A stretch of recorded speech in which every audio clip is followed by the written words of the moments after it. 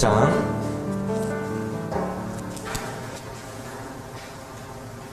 (35절부터)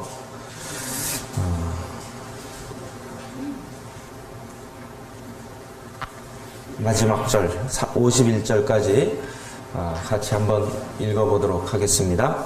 35절부터 마지막 51절까지 같이 한번 읽도록 하겠습니다. 시작. 또 이튿날 요한이 자기 제자 중 두 사람과 함께 섰다가 예수께서 거니심을 보고 말하되 보라 하나님의 어린 양이로다. 두 제자가 그의 말을 듣고 예수를 따르거늘 예수께서 돌이켜 그 따르는 것을 보시고 물어 이르시되 무엇을 구하느냐? 이르되 랍비여 어디 계시오니이까 하니 랍비는 번역하면 선생이라. 예수께서 이르시되 와서 보라. 그러므로 그들이 가서 계신 데를 보고 그날 함께 거하니 때가 10시쯤 되었더라. 요한의 말을 듣고 예수를 따르는 두 사람 중에 하나는 시몬 베드로의 형제 안드레라. 그가 먼저 자기의 형제 시몬을 찾아 말하되 우리가 메시아를 만났다 하고 메시아는 번역하면 그리스도라. 데리고 예수께로 오니 예수께서 보시고 이르시되 내가 요한의 아들 시몬이니 장차 게바라 하리라 하시니라. 게바는 번역하면 베드로라. 이튿날 예수께서 갈릴리로 나가려 하시다가 빌립을 만나 이르시되 나를 따르라 하시니 빌립은 안드레와 베드로와 한 동네 베세다 사람이라. 빌립이 나다나엘을 찾아 이르되 모세가 율법에 기록하였고 여러 선지자가 기록한 그 일을 우리가 만났으니 요셉의 아들 나사렛 예수니라. 나다나엘이 이르되 나사렛에서 무슨 선한 것이 날 수 있느냐? 빌립이 이르되 와서 보라 하니라. 예수께서 나다나엘이 자기에게 오는 것을 보시고 그를 가리켜 이르시되 보라 이는 참으로 이스라엘 사람이라. 그 속에 간사한 것이 없도다. 나다나엘이 이르되 어떻게 나를 아시나이까? 예수께서 대답하여 이르시되 빌립이 너를 부르기 전에 네가 무화과 나무 아래 있을 때에 보았노라. 나다나엘이 대답하되 랍비여 당신은 하나님의 아들이시오 당신은 이스라엘의 임금이로소이다. 예수께서 대답하여 이르시되 내가 너를 무화과 나무 아래에서 보았다 하므로 믿느냐? 이보다 더 큰 일을 보리라. 또 이르시되 진실로 진실로 너희에게 이르노니 하늘이 열리고 하나님의 사자들이 인자 위에 오르락내리락 하는 것을 보리라 하시니라. 아멘.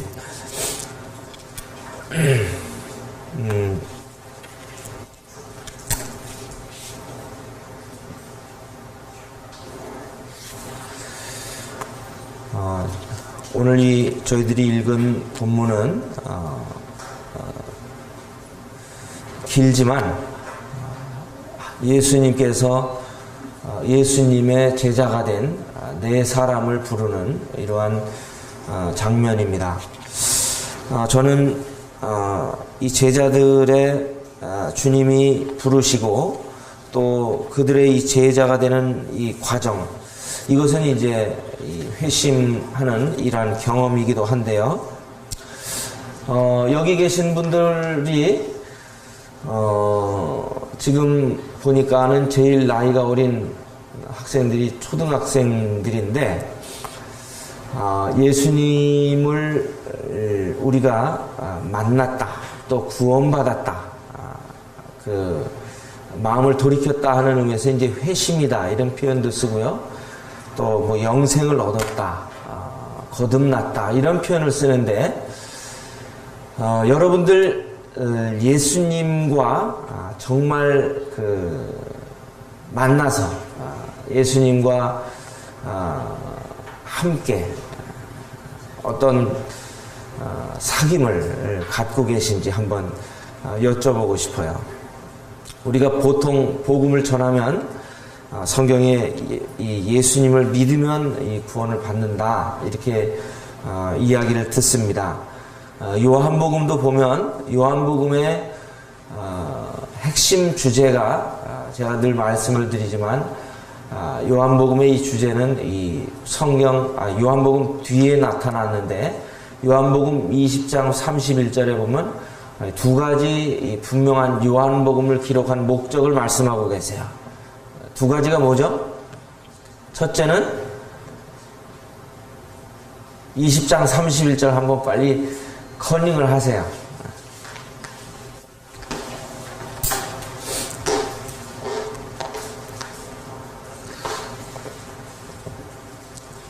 요한복음 20장 31절에 요한복음을 기록한 목적이 뭐라고 말씀하시나요? 예수님이 단순한 인간이 아니시라 하나님의 아들이심을, 그리스도이심을, 바로 하나님 되심을 믿게 하기 위해서 이 요한복음을 기록했다고 하는 사실입니다. 또 하나는 뭐가 있어요? 그분을 통해서 그분을 믿을 때 뭘 얻습니까? 생명, 영생을 얻음을 가르쳐주고 계신 거예요.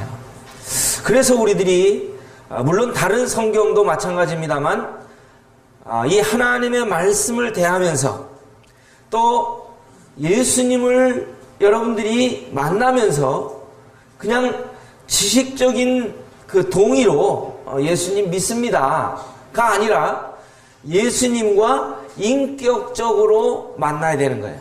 여러분, 예수님과 인격적으로 만난다는 의미가 무엇일까요? 우리는 사회에 살면서 많은 사람을 만납니다. 버스를 탈 때 누구를 만나요? 버스 기사 아저씨가 어서 오세요. 반갑습니다. 요새 인사를 잘 하잖아요. 그리고 이제 탑니다. 여러분들은 누구에게 몸을 맡기고 목적지까지 가는 거예요? 버스 운전 기사에게 몸을 맡기고 가는 거예요. 버스 운전사를 믿는 거예요. 또 시장에 가서 양파를 사든지 또 감자를 사든지 사면서 그 돈을 지불하고 사지만 이거 독 있어요? 또 이거 이상 있는 거 아니에요? 묻지 않고 사잖아요? 왜냐하면 그 파는 상인의 그 상인을 신뢰하기 때문에 그런 거예요. 그러나 이것은 어떤 인격적인 믿음이라기보다는 뭔가 사회적인 믿음, 이런 것들을 우리가 이야기할 수 있어요. 그런데 여러분들이 예수님을 믿는다고 할 때에 그 믿음에는 바로 인격적인 믿음이 전제가 되어야 되는 것입니다. 여러분, 예수님과 인격적으로 만나셨습니까? 우리 초등학생들도요, 인격적으로 예수님을 만날 수가 있습니다. 어떻게 그걸 알 수 있냐고요? 우리 아빠 엄마를 만남을 통해서 그 어린 아이들은 첫 번째 인격적인 만남을 갖는 거예요. 그래서 아빠 엄마가 정말 신뢰할 만한 분이구나, 믿을 만한 분이구나 하는 이 사실을 이 어린 아이, 갓난아기 때부터 그 부모의 양육 아래서 이러한 사실들을 경험하고 살아가는 것이죠. 그래서 이 부모님과 자식과의 관계는 정말 철저한 인격적인 그 만남 속에서 그 관계를 형성해 가는 것이고, 이것이 이제 조금 더 확장이 되면 어떻게 돼요? 형제와 또 그 다음에 이웃과 또 국가와 또 세계와 이러한 그 범위를 넓혀가는 것입니다. 그래서 우리 어린 아이들이 말씀을 안 듣는 것 같다고요? 어른들이 볼 때는 장난치는 것 같고 딴짓하는 것 같아도요, 이렇게 어느 날 이렇게 딱 얘기를 들어보면은 자기가 모르는 얘기를 물어보기도 하고, 또 들어서 인상 깊었던 이야기들을 엄마 아빠한테 이야기하는 것을 듣지 않습니까? 저희 아이도 장난치는 것 같고 그런데 아빠 오늘 말씀 참 마음에 와닿았대요. 그래서 저는 제가 전한 말씀 듣고서 그런 줄 알았더니 주일학교 시간에 들은 말씀 듣고서 감동이 됐다는 거예요. 아무튼 하나님의 말씀을 들을 때 어린 아이들도 안 듣는 것 같아도요, 다 들어요. 그 정말 중요한 것은 우리들이 어른이든 어린 아이든 하나님의 말씀을 듣는 가운데 하나님과 인격적인 이 만남의 관계를 가질 때에 뭐가 일어납니까? 회심이 일어나고 구원을 받게 되고 그 말씀을 통해 감동을 받고 그 말씀에 순종하는 이 삶을 살아가게 되는 것입니다. 그러니까 오늘 이 예수님의 제자가 된 이 네 사람은 우리가 그것을 보여주는 샘플이에요. 여러분, 예수님의 제자가 몇 명입니까? 12명이잖아요. 이 12명인데 여기 요한복음에 바로 이 4명의 이 제자가 그 예수님을 어떻게 만났고 또 예수님이 어떤 분이신가를 깨닫는 가운데 예수님과 인격적인 만남을 가졌는가 하는 사실을 이 요한복음 1장 35절로 51절에서 말씀해 주고 계십니다. 참고로 여기 48절에 나다나엘은 이 바돌로메입니다. 자, 먼저 보면요, 예수님을 제일 먼저 만난 사람이 여기 안드레가 있습니다. 여기 보면 35절에 요한이 자기 제자 중 2사람과 함께 섰는데 이 사람은 이제 안드레와 여기 이름이 밝혀져 있지 않는데 이것은 요한이라고 많은 성경학자들이 이야기를 합니다. 이 요한복음은 누가 썼어요? 요한이 썼는데 자기가 이 요한복음을 썼다고 자기 이름을 거명하지 않아요. 주님의 사랑하시는 제자, 이렇게 자기를 은유적인 표현으로 씁니다.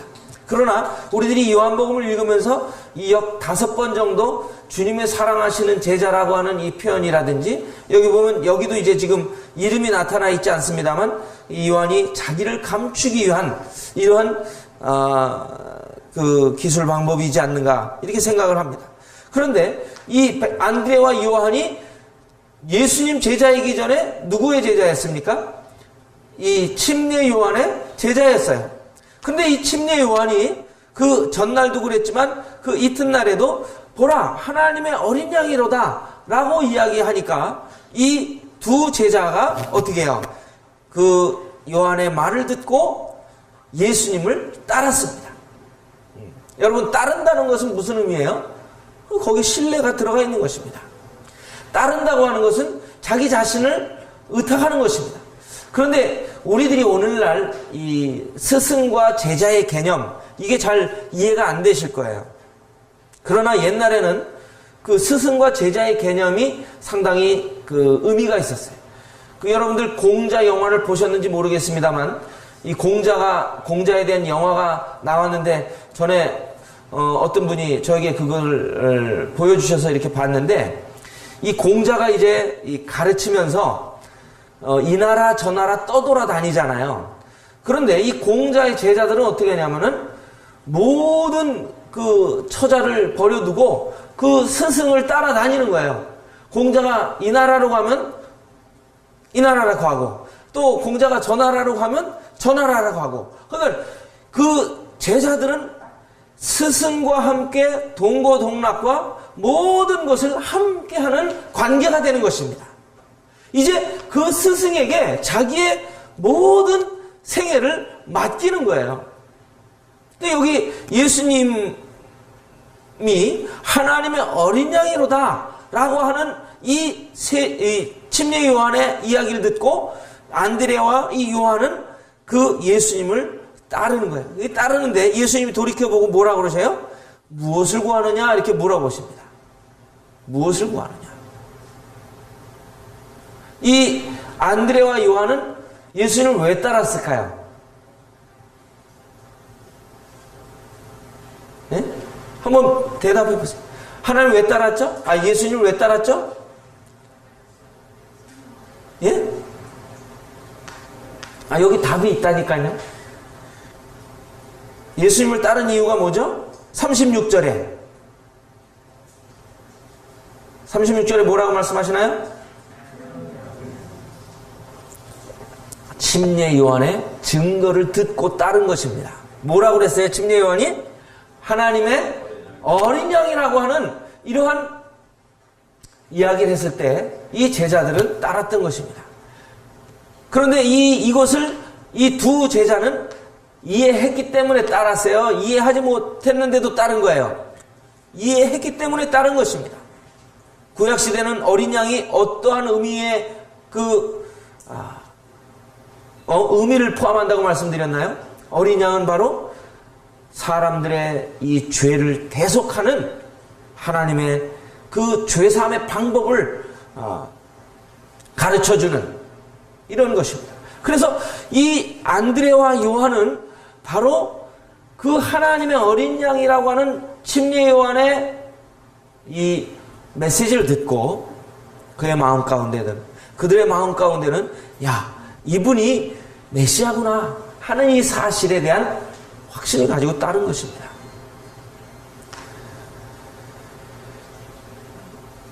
그 예수님께서 이제 그 무엇을 구하느냐 이렇게 물어보셨을 때 이들은 뭐라고 말씀드려요? 어디 계십니까? 그랬어요. 선생님 어디 계십니까? 그랬어요. 이건 뭐야? 예수님이 어디 계시든지 거기 따라가겠다는 거예요. 그래서 이제 주님이 뭐라고 말씀하세요? 와서 보라. 그랬어요. 와서 보라. 그리고 여기 39절에 한번 보시겠습니다. 39절 같이 한번 읽어보실까요? 시작. 예수께서 이르시되 와서 보라. 그러므로 그들이 가서 계신 데를 보고 네, 여기 보면 그날 함께 어떻게 했어요? 거했어요. 주님과 함께 거한 겁니다. 그러면 예수님과 함께 거하면서 뭐 했을까요?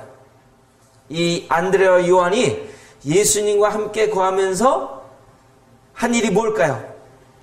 여기는 드러나 있지 않습니다만 분명히 예수님에 관한 이야기를 들었을 것입니다. 예수님이 누구이신 것을 하나님의 아들이시고 바로 그분이 영생을 주신다고 하는 사실을 들었을 것입니다. 그러면서 이들은 이제 예수님을 평생 따르는, 그리고 예수님이 그 걸어가신 그 십자가의 길을 걸어가는 시작점이 된 것입니다. 여러분, 그날 함께 거했다는 이 말씀 속에 우리들도 주님과 함께 거하는 이 삶이 필요한 것입니다. 여러분들은 부모님을 통해서 예수님에 관한 이야기를 들을 수도 있습니다. 또 친구를 통해서 예수님에 관한 이야기를 들을 수도 있습니다. 또 다른 어떤 전도자들을 통해서 예수님을 들을 수도 있습니다. 바로 이 안드레와 요한은 바로 자기 스승이었던 그 전도자 침례 요한을 통해서 예수님에 관해서 들었습니다만 이제 그들은 예수님과 함께 그날 거하면서 예수님께 직접 메시지를 들었습니다. 어떤 메시지를 들었어요? 예수님이 누구이신가를 들은 것입니다. 여러분들은 누구에 의해선가 이 교회에 발을 디뎌놓고 앉아 계실지 몰라도 이제는 그분들을 통해서 듣는 것이 아니라 여러분들이 주님과 함께 주님과 만남을 가져야 된다고 하는 사실이에요. 그렇게 할 때에 여러분들의 구원이 성취되고 그 구원의 확신 가운데 거할 수가 있는 것입니다. 또 두 번째는 여기 보면 이 41절에 보시면요. 41절에 보시면은 이제 시몬이 예수님께 나오는 장면이 나옵니다. 그런데 시몬은 누구를 통해서 예수님께로 인도가 됩니까? 그 자기 형제 안드레를 통해 인도가 됩니다. 그런데 안드레가 구원받았는지 안 받았는지를 어떻게 알 수 있어요? 예? 구원받았는지 안 받았는지 한번 말씀해 보세요. 어떻게 알 수 있어요? 예? 그게 41절에 답이 있죠? 예, 우리가 누구를 만났다? 메시아를 만났다. 이것은 확신이 없으면 얘기할 수 없겠죠? 우리가 메시아를 만났다. 그러면서 안드레는 자기 형제를 인도합니다. 우리 사랑하는 가족들, 형제들을 소개해야 되잖아요, 예수님을. 근데 뭐라고 소개합니까? 안드레는 그 시몬에게 간단해요. 예수님께로 인도했는데 너무 간단한 말을 했어요. 우리가 메시아를 만났다. 그리고 시몬을 데리고 옵니다. 그 시몬은 이제 어떻게 예수님께 왔을 때 예수님이 뭐라고 말씀하세요? 예수님은 그에게 네가 요한의 아들 시몬이니 장차 개발하리라. 예수님은 바로 그 시몬 속에 있는 그 잠재력, 그의 중심을 보고 계셨던 것입니다. 여기 보면 예수님이 이 제자들의 중심을 보시는 이런 장면들이 나오는데, 첫 번째 이 베드로의 이 중심을 보셨던 것입니다.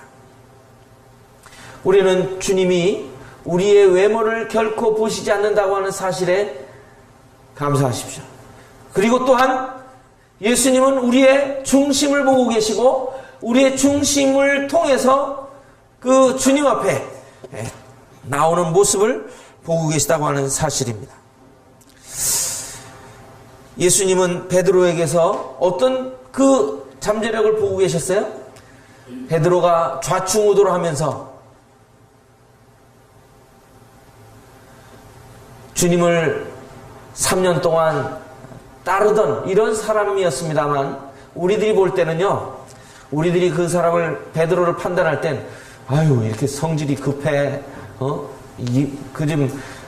인내심 있게 하지 못하나, 이렇게 책망하고 판단할 수 있습니다만, 예수님은 베드로를 그렇게 하신 것이 아니라 바로 그의 마음 가운데 주님을 그 사랑하고 주님의 일에 대한 열정과 주님의 일에 대한 끊임없는 불타는 열심을 주님 보신 것입니다. 그는 초대교회의 사도로서 아주 적합한 그 잠재력을 가지고 있었던 것입니다. 우리들도 여기 지금 학생들이 있고 어린 아이들이 있습니다만, 참 우리들이 어린 아이들이 어떻게 될지 아무도 모르잖아요. 어떤 사람이 될지 아무도 모르잖아요. 어떤 친구들은 막 장난치고 어떤 친구는 관심이 없는 듯 하지만, 주님은 그 학생들의 뭘 보고 계세요? 중심을 보고 계신 거예요. 그래서 정말 이 주님을 인격적으로 만나서 구원받게 될 때, 회심하게 될 때 그의 영혼이 온전히 주님 앞에 드려질지 안 드려질지를 다 알고 계신 것입니다. 이 가운데 세계를 뒤흔들 전도자가 나올지 누가 어떻게 알아요?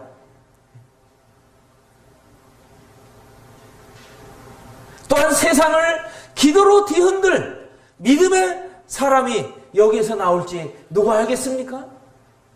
여러분, 하나님은 여러분들을 부르실 때에 여러분 그 속에 있는 그 아직 개발되어지지 아니한 그것이 있는 것을 하나님 아시는 것입니다. 여러분들의 생애를 주님 앞에 온전히 드릴 때 하나님께서 여러분들의 생애를 통해서 놀랍게 쓰실 수 있다고 하는 사실을 여러분들은 배제하지 마시기 바랍니다. 아유, 나는 왜 이 모양이야? 왜 나는 왜 이거밖에 못하지? 이렇게 생각하지 마세요.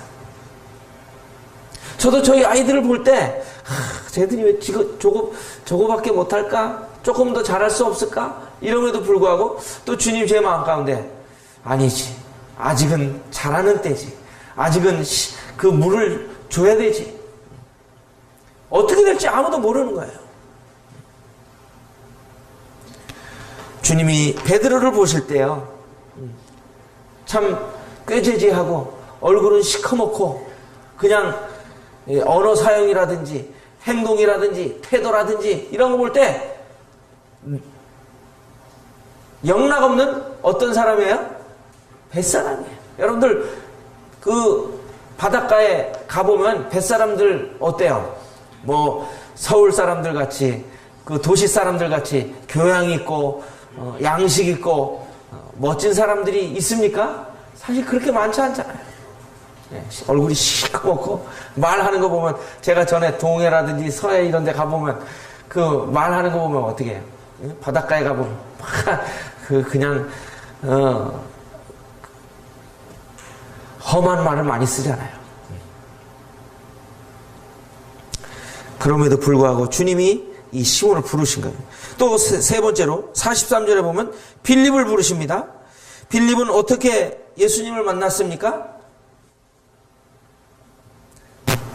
빌립이 예수님 어떻게 만났죠? 여러분들 좀 대답 좀 해보세요. 예수님 어떻게 만났어요? 이거 봐요. 43절에 예수님을 직접 만났습니다. 누가 인도해서 만난 것이 아니라 직접 만났어요. 우리가 구원받는 사람들을 보면요, 어떤 분들은 예수님을 만났을 때 누가 인도하는 이런 사람도 있잖아요. 저는 친구를 통해서 구원을 받았는데, 이 빌립 같은 경우는 예수님하고 어떻게 해요? 직접 만났어요. 그런 분들이 종종 있습니다.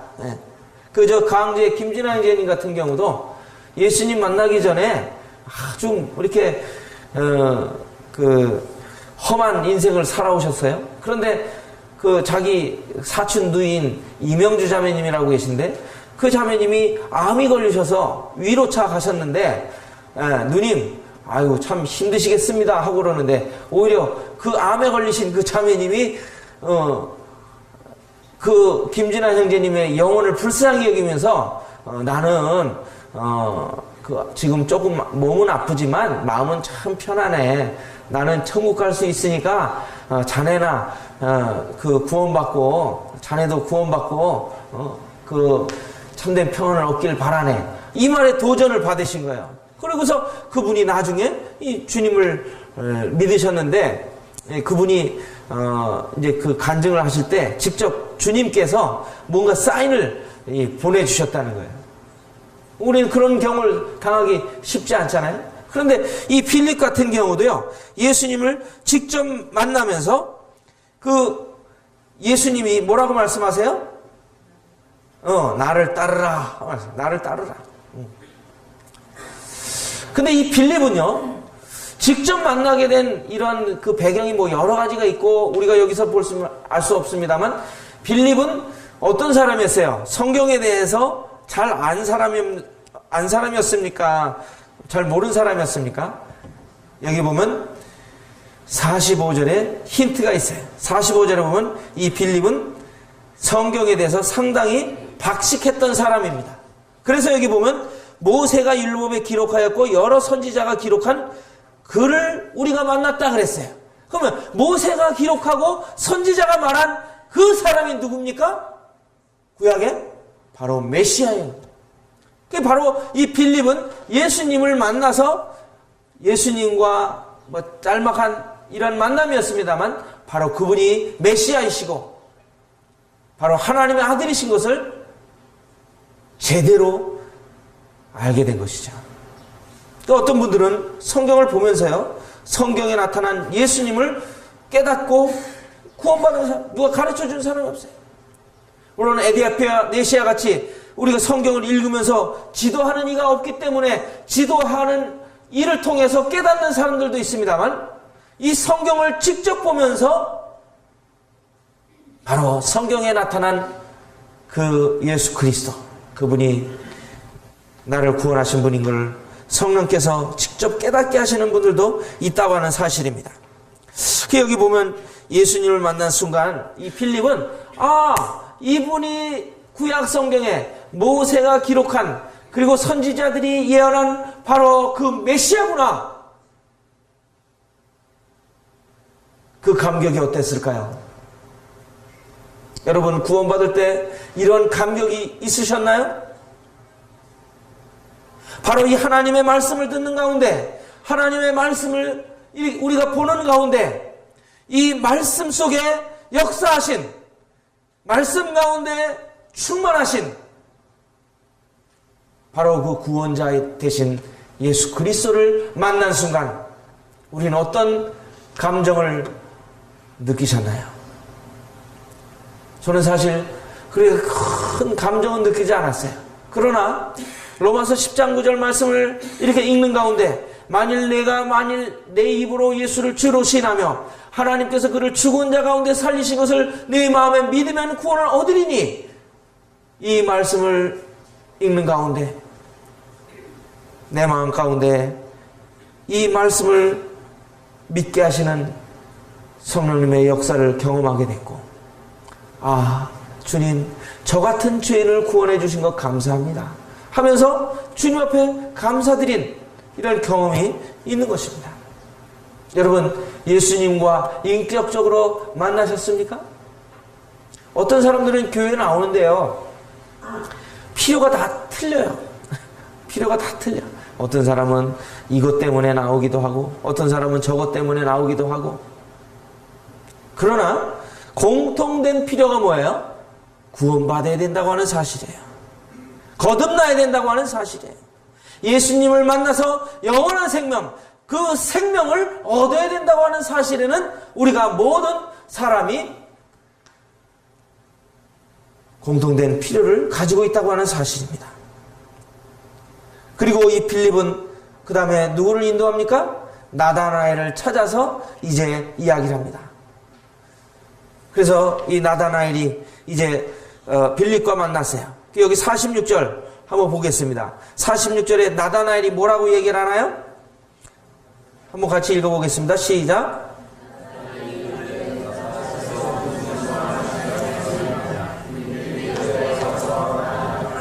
네, 여기 보면 빌립이 예수님을 뭐라 그러냐면, 그 기록한 그 일을 만났는데 그분이 누구냐면 요셉의 아들 나사렛 예수야, 이렇게 얘기를 한 거예요. 그러니까 꿈에도 생각하지 못한 거죠.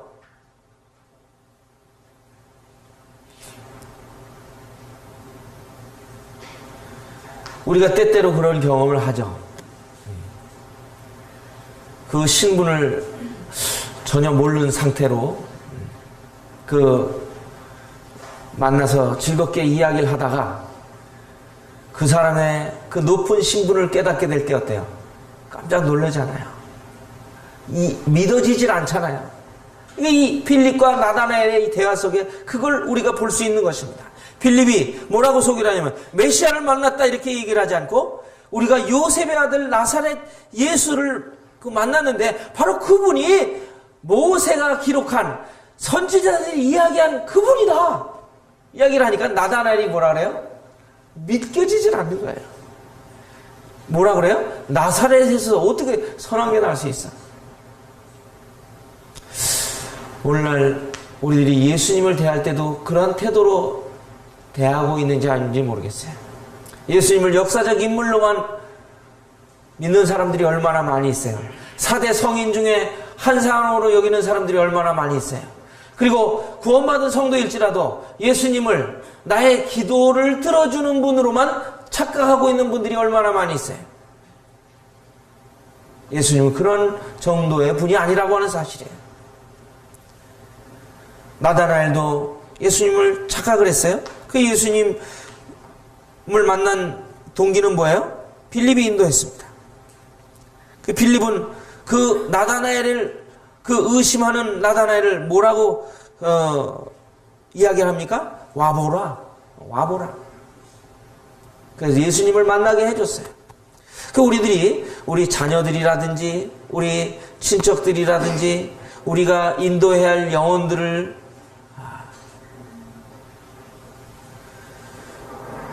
주위에 많이 두고 있는데, 우리들이 이 빌립의 인도의 모습을 보면서 우리들도 그와 같은 본을 받아야 된다고 생각을 합니다. 어떻게 해요? 와보라. 누구에게로 데리고 와야 돼요? 그 예수 그리스도께로 데리고 와야 돼요. 예수님을 보게 해야 되는 것입니다.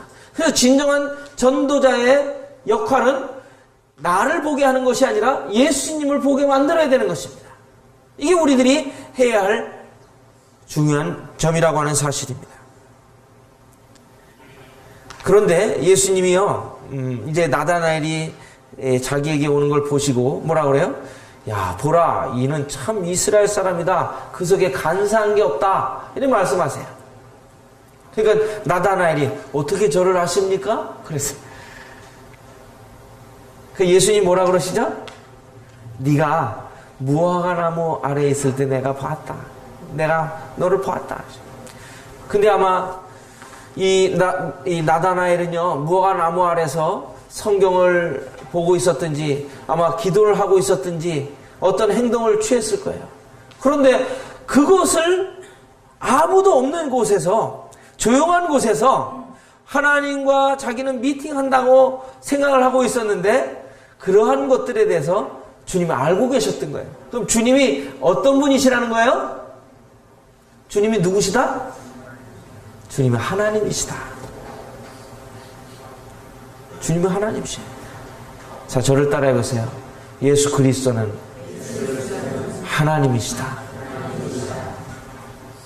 참 놀라운 것입니다. 여러분, 우리가 사도신경을 외우고 있지는 않습니다만, 외우는 건 좋습니다. 그런데 그 사도신경이 만들어진 이유에 대해서는 여러분들이 좀 알고 계실 필요가 있습니다. 왜냐하면 그때 당시에 그 초대교회 사도들이 주님께로 가고 이제 속사도 사도들의 제자들이 이제 복음을 전하고 하나님 말씀을 전하는 과정에서 이 성경이, 신약 성경이 완성이 되어 있지 않잖아요. 그러니까 교리적인 체계가 불완전한 이런 시대였을 때 바로 그리스도가 하나님이시냐 사람이시냐라고 하는 이 논쟁이 있었습니다. 그런데 그때 당시에 장로라고 하는 장로의 직임을 갖고 있었던 이 마르시온이라고 하는 사람이 어떻게 예수님이 하나님일 수 있느냐? 그러면서 하나님은 유일하신 하나님이다. 그래서 그 유대교의 어떤 유일신 사상을 가지고 있었어요. 그래서 예수님이 하나님이신 사실을 믿지 않았던 것입니다. 근데 그때 당시에 집사일을 보고 있었던 아타나시우스라고 하는 사람이 그럴 리가 없다. 그래서 그 예수님이 하나님이신 사실을 이제 변호하면서 이 기독론의 그 논쟁이 확립이 됩니다. 그러면서 그러한 것들이 바로 이 신경을 만들면서 거기에 전능하사 천지를 만드신 하나님 아버지를 내가 믿사오며 그 외아들 독생자 예수 그리스도를 믿사오니 하면서 이러한 그 삼위일체라든지 예수님의 신성이라든지 이 또 처녀의 몸에서 태어난 이러한 어떤 모양이라든지 이런 것들이 그 사도신경 안에 그 교리적인 체계로 확립이 되어져서 그 당시에 그 성도들에게 그 어떤 자기가 믿는 그 믿음의 고백을 하게 된 것입니다.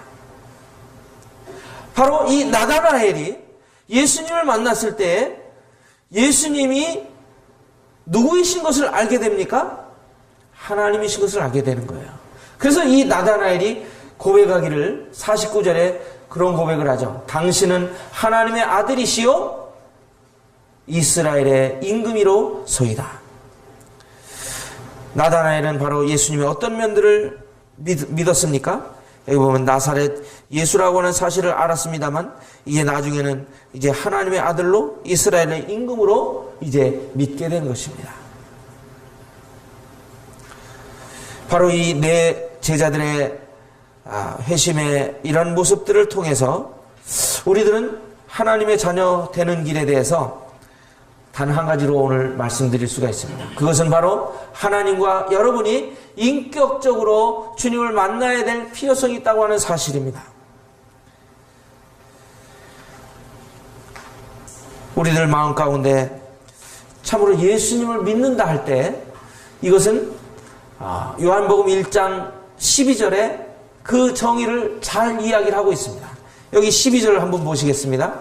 요한복음 1장 12절. 같이 한번 읽어보실까요? 시작.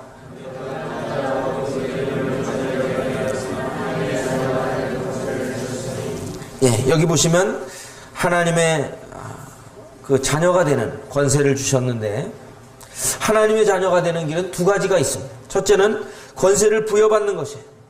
무엇으로? 양자가 됨으로.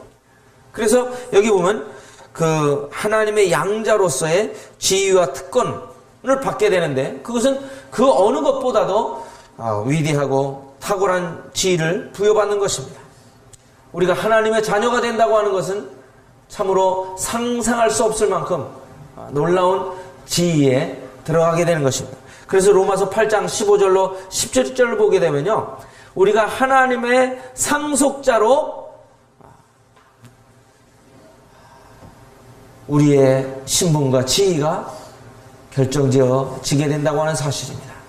갈라디아서 4장 4절로 7절에서도 보면 우리가 그 아버지의 상속자로, 그래서 구원받게 되면 성령님께서 제일 처음 우리들 마음 가운데 하나님을 향해 뭐라고 부르짖게 만드십니까? 아빠, 아버지 그랬어요. 그러니까 하나님을 아버지라고 이야기하는 것입니다. 여러분, 하나님이 여러분의 영적 아버지십니까? 한번 말씀해 보세요. 여러분, 하나님이 정말 이제 더 이상 멀리 계신 분이 아니라, 또 나와 상관이 없는 분이 아니라 정말 나와 예수 그리스도의 피로 말미암아 이제 화목되어진 여러분의 아버지가 되십니까? 여러분의 마음 가운데 손을 얹으시고 한번 잘 생각해 보세요. 하나님이 나의 아버지가 되셨나?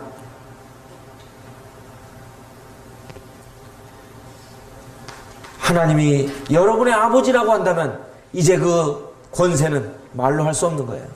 하나님께서 소유하고 계신 모든 것들을 상속받을 수 있는 주인공이 되는 것입니다. 여기 요한복음 1장 12절에 영접하는 자 곧 그 이름을 믿는 자들에게는 하나님의 자녀가 되는 권세를 주셨다 할 때 이 권세를 부여받는 것입니다. 또 한 가지는 뭐가 있습니까? 권세를 부여받는 것이 있고, 또 뭐가 있어요? 하나님의 자녀가 되는 길은 새롭게 태어나는 것입니다. 이것은 사람의 뜻으로 나는 것이 아니라 하나님께로부터 나는 거예요. 이제 요한복음 3장에 가서 보면 니고데모에게 주님 뭐라고 말씀하세요? 네가 거듭나야겠다 말씀하시는데, 이 한자로는 중생이라고 표현하고요, 영어로는 born again이라고 표현하는데, 이건 바로 위로부터 나는 거예요. 우리의 노력이나 행위로 말미암아 우리가 거듭나는 것이 아니라 하나님께로부터 출생하는 것입니다. 그 근원이 하나님께로부터 나는 거예요. 그래서 요한 1서 그 3장 1절로 3절을 보게 되면요, 하나님이 우리에게 사랑을 베푸셨는데 그 사랑이 어떻게 베푸셨냐? 바로 독생하신 예수 그리스도를 통해 우리에게 하나님의 사랑을 베푸셨다고 말씀하십니다. 참으로 이러한 그 놀라운 하나님의 자녀되는 권세와 또 하나님으로부터 나는 이러한 구속의 역사가 참 우리에게 이루어졌다고 하는 사실은 얼마나 놀랍고 감사한 일이죠. 이 예수님의 내 제자가 예수님과 인격적 만남을 통해서 이제 그들의 생애가 완전히 변화가 되고 이제 그들의 생애를 온전히 주님을 위하여 살아갈 수 있는 이런 삶으로 변화시켜 주신 그 하나님께서 우리들을 구원하시고 우리들의 생애를 변화시켜 준다고 하는 사실이에요.